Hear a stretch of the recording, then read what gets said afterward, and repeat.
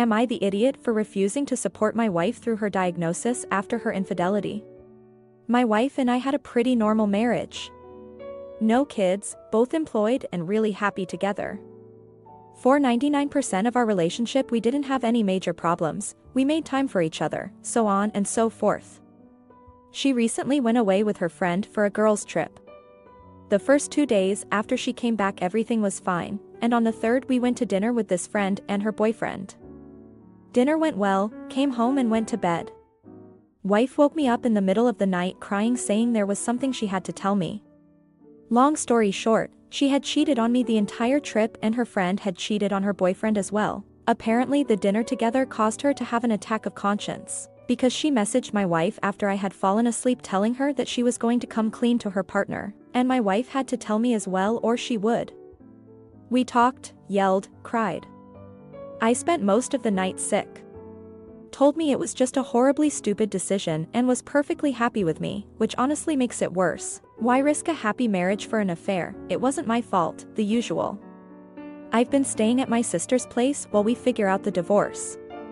Before this went down she had been scheduled for tests and scans for what we thought were relatively non-serious health problems. Turns out we were wrong, as I was just contacted last week by her cousin telling me a scan revealed cancer. I got in touch with my wife and we talked, she proved her diagnosis and filled me in on some details. She was understandably terrified and begged me to come back, to talk to her, hug her, give her a chance, to be there with her.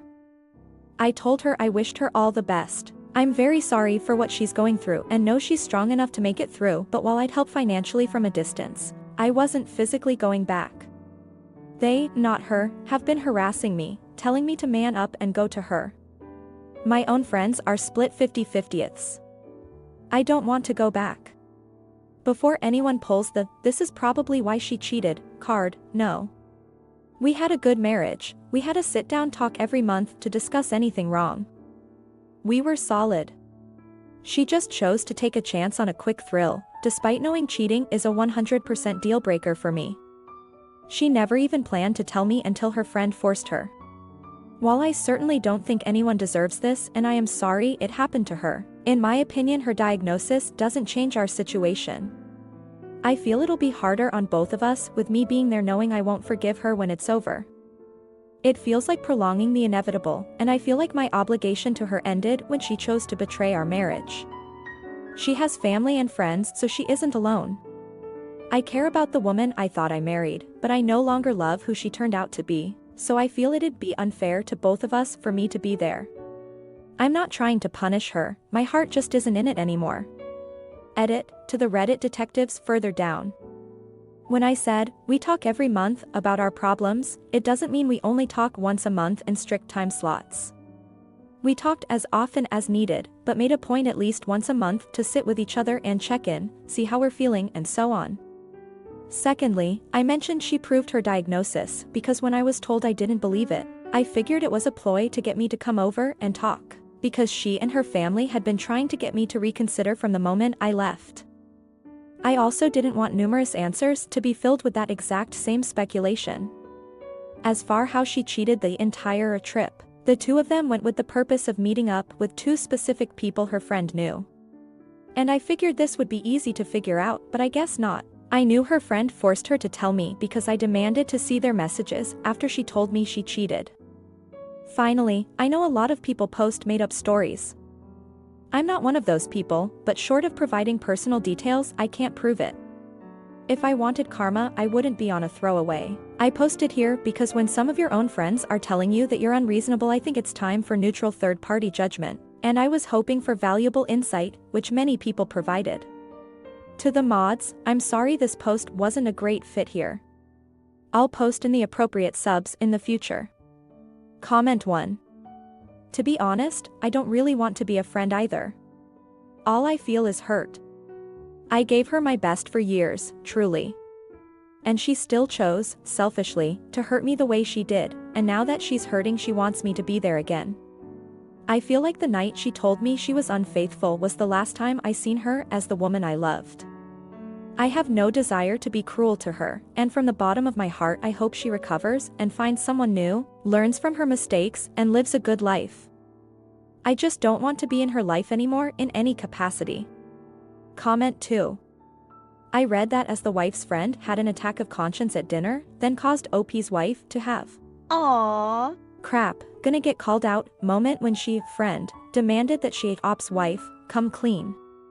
Now for the next story. Am I the idiot for refusing to help my wife and her friend anymore over what my wife calls a miscommunication? Fake names. My wife, Emily, has a longtime friend, Leslie, who has recently become a single mother. Leslie does not have a working vehicle at the moment and is working 2 jobs, so Emily took it upon herself to help Leslie out as much as she can. Emily had started asking me to help as well in driving Leslie and her kids around, taking them to school/appointments, taking Leslie to the grocery store, etc., whenever Emily or someone else couldn't. I agreed since it made my wife happy and I understand the kind of situation Leslie is in. Helping has turned into Emily inviting Leslie and her kids over often, or organizing trips that they would like, such as camping or fishing. A few times my wife was unable to attend these get-togethers she organized due to work, and insisted they still take place, leaving me to entertain Leslie and her kids on my own. Since I've known of Leslie my entire relationship with my wife, I didn't think too much about this. The times that it has been me left with her, or sent in Emily's stead to shuttle Leslie around, I've made normal small talk with her and her kids.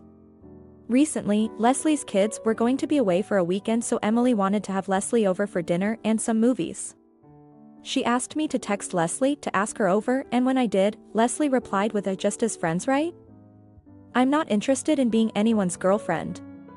I thought that response was out of left field, so I asked her why she'd even say that, and her response was pretty much, "No guy would be asking me and my kids how we're doing or helping me out unless he wanted something in return." I told Leslie it wasn't anything like that, and then showed my wife the conversation, and informed her I would be stepping back from helping her with anything involving Leslie and to leave me out of any future plans. I also offered to show her the rest of my phone and anything else. Emily believed me, but she still talked to Leslie about it to see what had given her that impression, and accordingly, she gave Emily the same answer. A few days later, Leslie apologized to Emily and told her that her emotions and mind were just all over because of a down day. That's fine, but I'm still not willing to help her or my wife out anymore as I had been, because I don't want any repeats or accusations hurled at me when I was helping, as my wife asked. Emily thinks I'm overreacting and should just brush it off because it was just a silly miscommunication she had on a bad day. Additional info: the text I sent Leslie about the night was, "Emily wants to know if you'd like to come over for dinner and some movies on Saturday." That's why her response was so out of left field. I sent the text because Emily was busy on her phone and wanted to know ASAP so we could make our weekend plans. Edit: thanks for all the comments and different perspectives. I'll talk to Emily tonight when we get home about the overhelping and what to do going forward.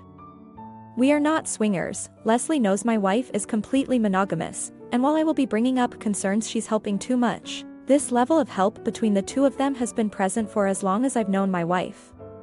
Comment 1. I had friends like that.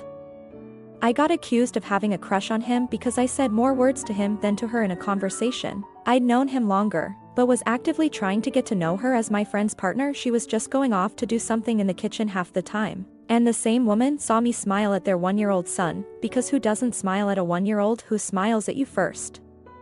And that prompted her to ask her husband, with me right there, if he ever slept with me before meeting her, because I melted at the baby's smile, and the baby takes after his dad, has the same smile apparently. I hadn't even noticed. A little later, the husband contacted me and said she doesn't want us hanging out anymore, so we would have to catch up in secret if we wanted to hang out. And I'm like, don't bother. Haven't seen them since. Comment 2. Yes. My cousin is in a Christian religious sect. They believe they are the true Jews, or some crazy crap. I threw away all the religious tracts she gave me for my mom to read. She told me her elderly dad, who needed help, could never live with her because we are not married. So creepy and ridiculous.